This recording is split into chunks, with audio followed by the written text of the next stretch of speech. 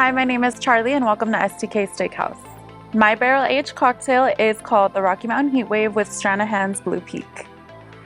We chose to utilize Stranahan's Blue Peak whiskey because it is rich and mellow with hints of toasted oak as well as cayenne. We chose to season our barrel with pineapple rum, which kind of really maximizes that sweetness of the Stranahan's. We also wanted to tie in a little spice, so we're utilizing ají chilies with an herbal complexity of Benedictine as well. We're gonna pay homage to the Bobby Burns cocktail, so adding a little bit of smokiness of Johnnie Walker, as well as sweet vermouth.